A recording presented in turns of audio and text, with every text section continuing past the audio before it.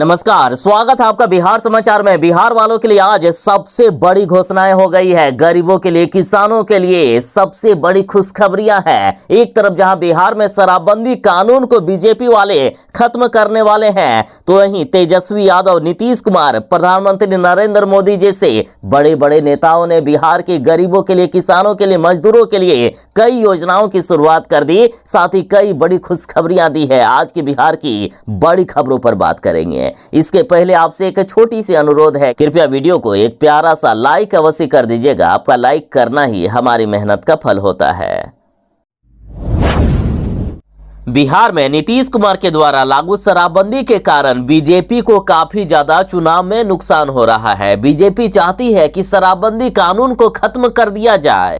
कुछ दिन पहले ही बीजेपी ने कहा है कि शराब पीकर लिखी गई है शराबबंदी की स्क्रिप्ट। बीजेपी ने कहा था कि नीतीश के पास रहता है शराबियों का जमावड़ा, और बीजेपी कहीं न कहीं नीतीश कुमार जी पर लगातार दबाव बना रहे हैं शराबबंदी को खत्म करने या इसमें संशोधन करने को लेकर।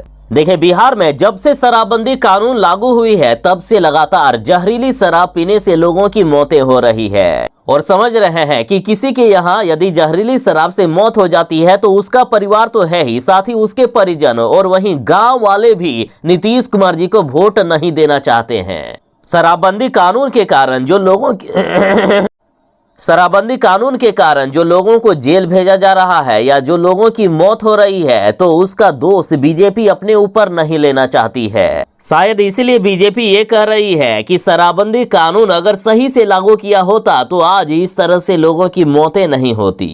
बीजेपी ने कहा कि मुख्यमंत्री नीतीश कुमार के अगल बगल शराब माफिया और शराबियों का जमावड़ा रहता है। मुख्यमंत्री के दफ्तर में और इसके इर्द गिर्द शराबियों की भरमार है। जिन्होंने शराबबंदी का पेज लिखा है, उन्होंने शराब पीकर कानून बनाया है। अब ऐसा लगता है कि बिहार में शराबबंदी कानून ज्यादा दिनों तक नहीं टिकने वाली है। लोकसभा चुनाव के बीच बिहार और देश के किसानों के लिए बड़ी खबर है। देखिए, बिहार में जिन्होंने गलत तरीके से पीएम किसान सम्मान निधि योजना का लाभ उठा लिया है, उनको पैसे वापस करने होंगे।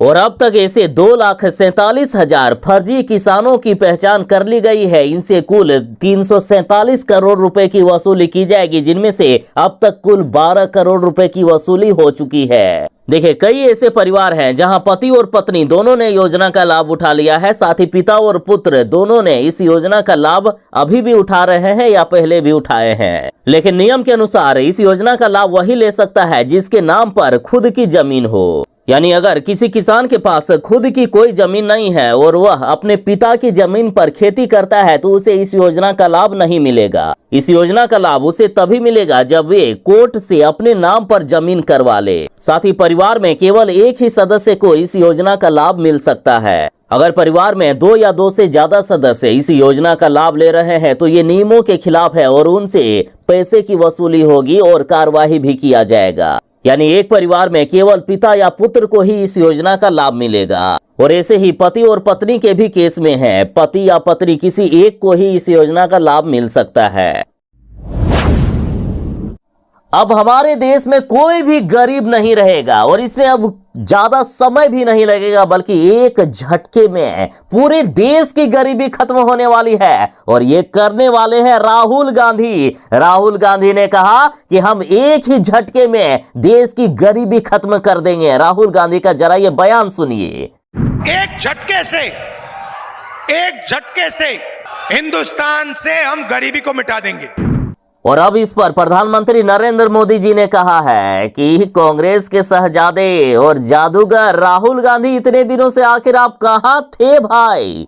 पीएम मोदी जी ने चुनावी सभा को संबोधित करते हुए लोगों से कहा कि मैं कांग्रेस के शहजादे का एक बयान सुनाऊंगा, लेकिन आपको हंसना पड़ेगा, जोरों जोरों से हंसना पड़ेगा। मोदी जी ने कहा, देखिए राहुल गांधी जी क्या कहते हैं, बताइए ऐसे लोगों पर कोई देश, कोई जनता भरोसा करेगा क्या? आप भी सुनकर के हंसोगे। सुनाऊं? जोरों से हंसना पड़ेगा आपको। उन्होंने घोषणा की, एक झटके में देश की गरीबी हटा दूंगा। ऐसे लोगों पर कोई भरोसा करेगा क्या? तेजस्वी यादव ने प्रधानमंत्री नरेंद्र मोदी जी को खुली चुनौती दे दी है। तेजस्वी यादव ने कहा है कि यदि हमसे ज्यादा प्रधानमंत्री जी नौकरियां दिए होंगे तो हम राजनीति से संन्यास ले लेंगे, दोबारा कभी भी चुनाव ही नहीं लड़ेंगे।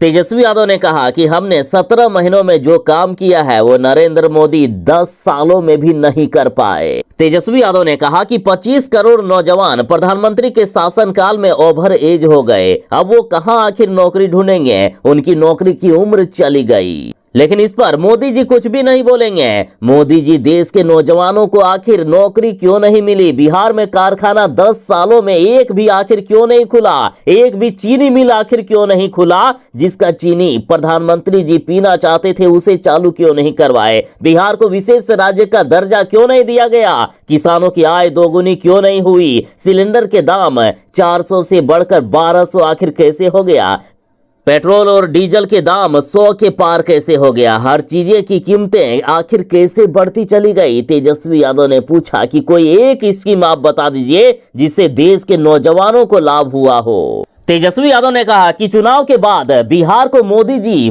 भूल ही जाते हैं। बिहार के उत्तर बिहार की बाढ़ सबसे बड़ी समस्या है, बाढ़ से यहाँ करोड़ों लोग परेशान होते हैं, इसके बावजूद मोदी जी इस पर 1 मिनट भी नहीं बोलते हैं। यदि नेपाल से बिहार की इस समस्या के बारे में बात किए होते तो आज बाढ़ की समस्या से बिहार नहीं जूझ रहा होता। तेजस्वी यादव बोले कि बीजेपी बेरोजगारी का बाप और महंगाई की मां है।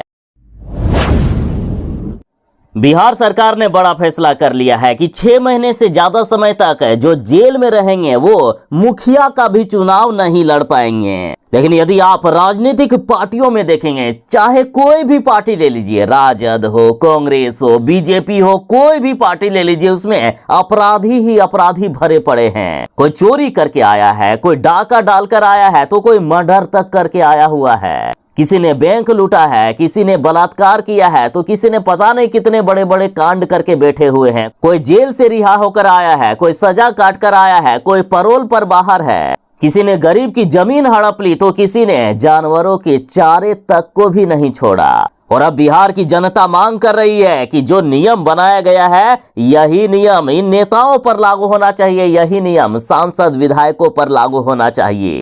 एक निर्दोष जेल में सड़ेगा और एक अपराधी देश से चलाएगा, ऐसा नहीं हम होने देंगे। बिहार की जनता क्या कुछ कर रही है, इस पर बात करेंगे। पहले सरकार का ये बड़ा फैसला देखिए। बिहार सरकार ने फैसला लिया है कि बिहार में 6 महीने या उससे ज्यादा समय तक जो भी जेल में रहेंगे वो मुखिया या सरपंच नहीं बन पाएंगे, उन्हें पंचायत चुनाव से भी वंचित रखा जाएगा। ऐसा व्यक्ति पंचायत प्रतिनिधि का चुनाव या ग्राम पंचायत के तहत स्थित किसी भी वार्ड के वार्ड सचिव का भी चुनाव नहीं लड़ पाएगा। लोगों की मांग है कि ऐसा ही नियम अब नेताओं पर लागू होना चाहिए। हम अपराधियों को नहीं देखना चाहते हैं देश चलाते हुए। लालू यादव के बड़े बेटे तेज प्रताप यादव ने प्रधानमंत्री नरेंद्र मोदी पर बड़ा आरोप लगा दिया है कि मोदी की वजह से ही जवान होते हैं शहीद, और जब जब चुनाव आता है तब तब पुलवामा में हमला होता है, तब तब हमारे देश के जवानों को मारा जाता है। तेज प्रताप यादव का कहना है कि ऐसा नरेंद्र मोदी जी करवा रहे हैं। जब जब चुनाव आता है पुलवामा में हमला होता है, नौजवान शहीद होते हैं, लेकिन चुनाव खत्म होने के बाद ऐसा कुछ भी नहीं होता है। तेज प्रताप यादव बोले कि मोदी जी केवल लोगों को लड़वाने का काम करते हैं, हिंदू मुसलमान कराते रहते हैं। आज जहां जहां मोदी जा रहे हैं वहां वहां विरोध हो रहा है, लेकिन इंडिया गठबंधन की जीत इस बार तय है। हम इस बार 300 पार के आंकड़ों के साथ जीत हासिल करेंगे। मोदी जी ने कहा है कि यदि ये इंडिया गठबंधन वाले सरकार में आ गए तो ये मंगल सूत्र छीन लेंगे। मोदी जी बोले कि कांग्रेस वाले गरीबों की संपत्ति का एक्सरे करेंगे, गरीबों की संपत्ति छीनकर दूसरों में बांट देंगे। ये इंडिया गठबंधन वाले SC ST का आरक्षण छीन लेंगे। मोदी जी ने कहा कि ये इंडिया गठबंधन वाले OBC का हक छीनकर मुसलमानों को बांट देंगे, OBC का आरक्षण मुसलमानों को दे देंगे। साथ ही बीजेपी ने कहा है कि भारत को इस्लामिक स्टेट बनाने की साजिश रच रहे हैं ये कांग्रेस वाले। तो वहीं बीजेपी ने कहा है कि बिहार में राष्ट्रीय जनता दल भी लगातार मुसलमानों की राजनीति कर रहे हैं, मुसलमानों के पक्ष में इनके हर काम है। तो इधर मोदी जी ने राहुल गांधी पर हमला करते हुए कहा है कि शहजादे ने अंबानी अडानी को जब से चुनाव शुरू हुआ है तब से गालियां देना बंद कर दी है। इनको टेम्पू भर भर कर अंबानी और अडानी ने पैसे भेजे हैं। और इसी बीच लालू प्रसाद यादव ने बयान दे दिया कि मुसलमानों को मिलना चाहिए पूरा आरक्षण, जिससे राजनीतिक पारा और भी ज्यादा चढ़ गया है। बिहार में इधर लोकसभा चुनाव के लिए वोट डाले जा रहे हैं, तो इधर लालू प्रसाद यादव की बेटी रोहिणी आचार्य बूथ छापने पहुंच जाती है। देखिए, 5वें चरण का वोटिंग खत्म होने के करीब आधा घंटा पहले लालू यादव की बेटी रोहिणी आचार्य लालू परिवार के करीबी भोला यादव और दूसरे समर्थकों के साथ बूथ पर पहुंच गई। इसके बाद स्थानीय लोगों ने भारी हंगामा खड़ा कर दिया। लोगों का आरोप था कि रोहिणी आचार्य अपने समर्थकों के साथ बूथ छापने आई है। लोगों ने कहा कि वे मतदान केंद्र के अंदर जाकर मतदाताओं से बदसलूकी कर रही है। उसके साथ आए असामाजिक तत्व वोटरों को भगा दे रहे हैं। स्थानीय लोग मतदान केंद्र पर पहुंच गए और बूथ नहीं छापने देंगे के नारे लगाने लगे। स्थानीय लोगों और रोहिणी आचार्य के बीच बहस भी हुई। और सुनिए, बूथ पर मौजूद पुलिस कर्मियों ने स्थानीय लोगों को ही खदेड़ना शुरू कर दिया। उसके बाद आक्रोश और भी ज्यादा बढ़ता गया। बढ़ते बवाल के बीच रोहिणी आचार्य पुलिस की सुरक्षा में जैसे तैसे वहां से जान बचाकर भागी है।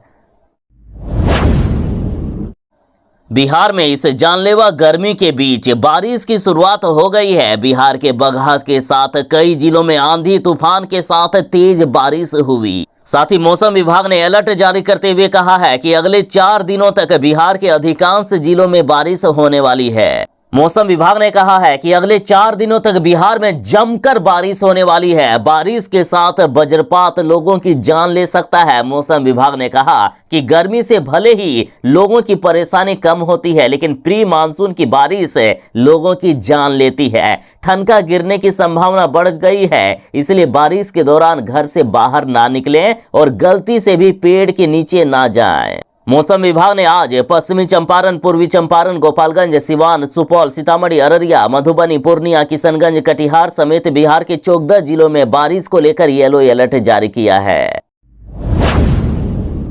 शिक्षा विभाग के अपर मुख्य सचिव के पाठक ने अब नया आदेश जारी किया है। मिशन दक्ष के लिए जारी हो गया है एग्जाम डेट।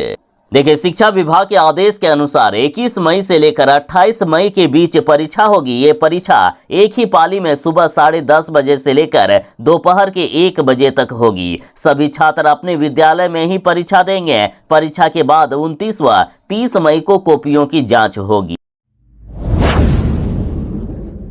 दिल्ली के मुख्यमंत्री अरविंद केजरीवाल अब लंबे समय तक जेल जा सकते हैं। देखिए, आम आदमी पार्टी ने विदेशों से हासिल की है करोड़ों की अवैध फंडिंग। ईडी ने केंद्रीय गृह मंत्रालय को रिपोर्ट सौंपी। ईडी ने दावा किया है कि अरविंद केजरीवाल की आम आदमी पार्टी ने विदेशों से करोड़ों रुपए की अवैध फंडिंग हासिल की है।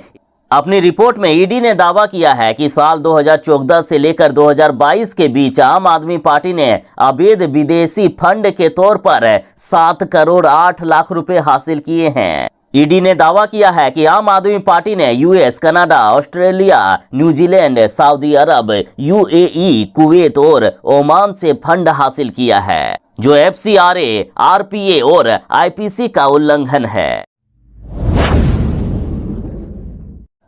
शिक्षा विभाग के अपर मुख्य सचिव के पाठक ने शिक्षकों पर फिर से बड़ी कार्रवाई कर दी है। देखिए, एक तो बिहार के सभी सरकारी स्कूलों को सुबह 6 बजे ही खोल दिया गया है। शिक्षकों को सुबह 6 बजे से पहले स्कूल आना पड़ता है और निरीक्षण में जो अधिकारी जाते हैं वो भी 6 बजे से पहले ही जाते हैं। और इसी कड़ी में निरीक्षण के दौरान कई स्कूलों से कई शिक्षक गायब मिले। शिक्षा विभाग ने इनका वेतन रोक दिया है। देखिए, औरंगाबाद में निरीक्षण के दौरान स्कूल से बिना छुट्टी के गायब 25 शिक्षकों पर शिक्षा विभाग की गाज गिरी है। इन सभी शिक्षकों का वेतन काटा जाएगा। इसके साथ ही सभी स्कूलों के हेडमास्टर को यह भी निर्देश दिया गया है कि सभी शिक्षकों की सेवा पुस्तिका में इसे दर्ज किया जाए। बिहार में लोकसभा चुनाव के 5वें चरण का मतदान शांतिपूर्ण तरीके से संपन्न हुआ। 2019 की तुलना में इस बार 1.25% कम मतदान हुआ है और सबसे ज्यादा मुजफ्फरपुर में वोटिंग हुई। सभी 5 सीटों पर कुल 55.85% वोटिंग हुई है। बिहार में इतनी कोशिश करने के बावजूद भी इतनी कम वोटिंग होना अब बीजेपी के लिए मुश्किल खड़ा कर दिए हैं। बीजेपी वाले लगातार परेशान है कि लोग आखिर वोटिंग क्यों नहीं कर रहे हैं। तो इधर लोगों ने का कहना है कि हमारे क्षेत्र में काम ही नहीं हुआ है, कई जगहों पर वोट बहिष्कार कर दिया गया। बिहार में इतने सालों तक बीजेपी और नीतीश कुमार की सरकार रही, लेकिन बिहार में आज तक कई ऐसे क्षेत्र हैं जहां कोई भी काम नहीं किया गया है। लोग लगातार वोट बहिष्कार करने के साथ ही सरकार के खिलाफ मोर्चा खोल दिए हैं।